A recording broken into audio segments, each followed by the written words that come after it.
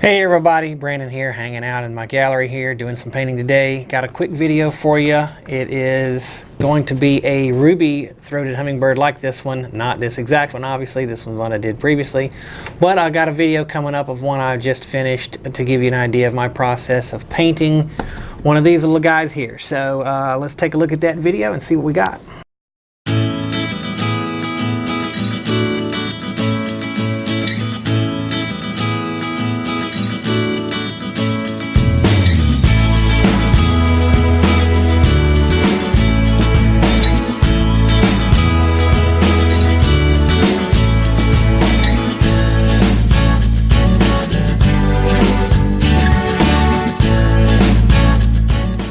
Alright, so what I've got here now is basically a background I laid in of just some colors of purples and blues and greens and whatever. I just like to fade in a background of some colors that I think work well with this particular hummingbird.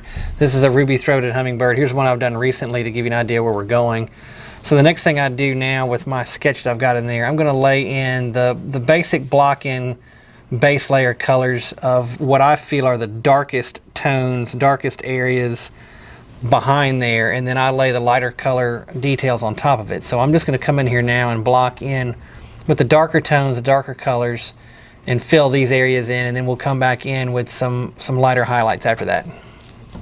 Alright, and I'm starting here with a larger 1-inch brush just to cover some area. I'm actually going to be alternating back and forth here between this larger brush and a smaller brush for the finer detail areas, just covering in this blocking in layer with alternating between these two.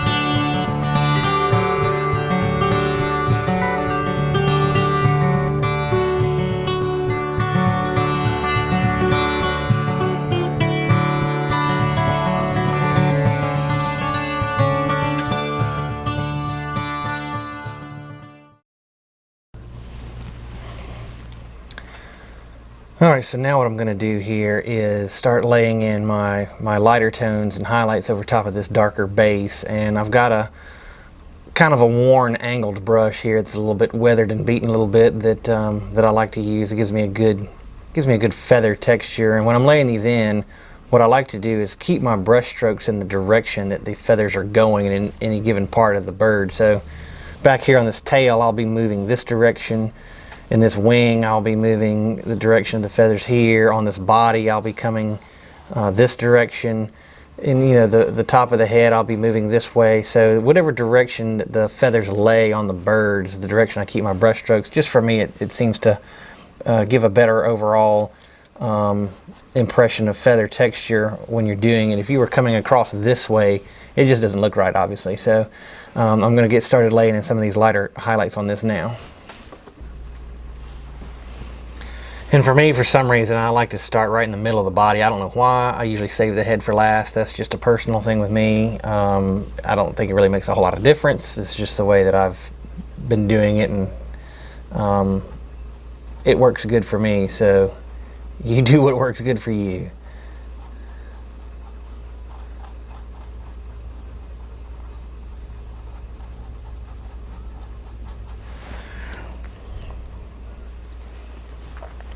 And I'll see if I can bring this in a little bit.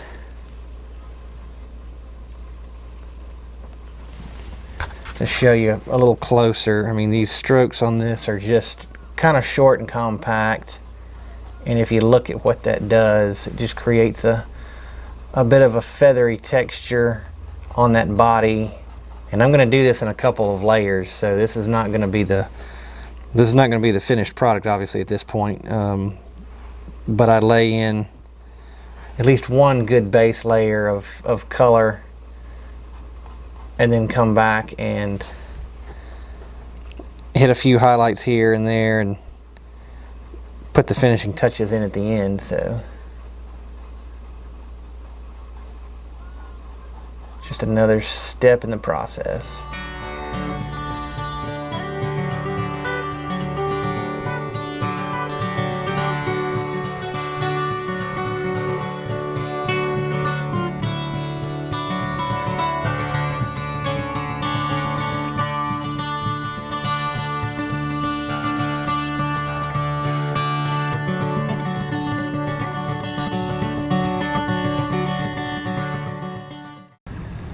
Okay, so now at this point I need to apologize because I lost some of my video footage somehow. I'm not sure where in the transfer process, but I finished off the body of the bird there and I moved up here to the head, and so I laid in some of the initial red tones here on the throat and some of the greens around the head and the eye, and I'm just continuing to work here on some of the detail of the bill, and then I'll move back and add on another bit of the color highlights here on the ruby area of the throat. So it's more of the same process, just adding in one layer at a time of the color.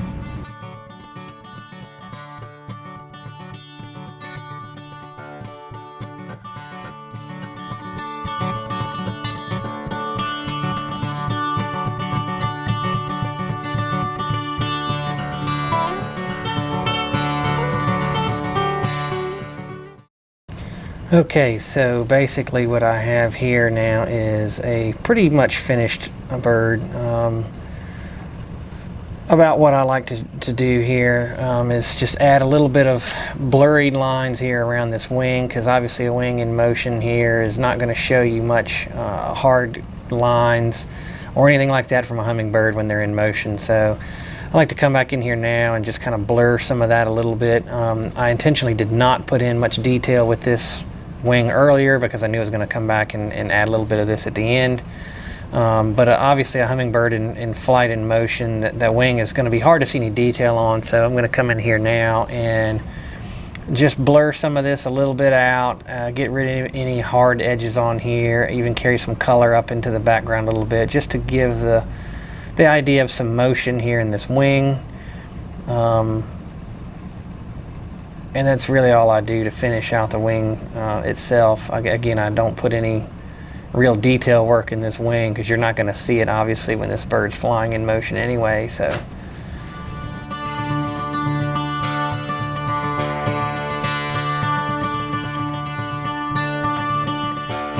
okay, so that just about has wrapped it up. I don't really think I'm going to do anything else to this bird at this point, except put a signature on it.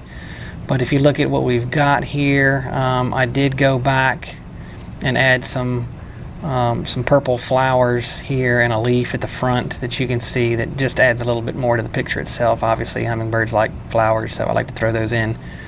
But that is my finished ruby-throated hummingbird and my process of how I do it. Again, this is a result that pleases me, so it works for me. I like it.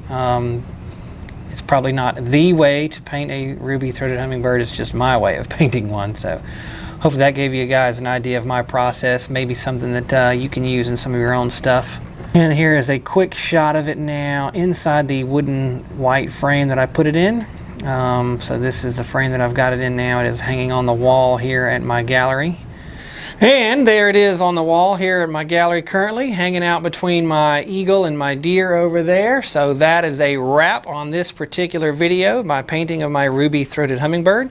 Feel free to give me a comment below if you liked that video and you want to see some more stuff from me, painting videos. Give me a subscribe to get in on some of my future videos. For now, we'll catch you next time. Thanks.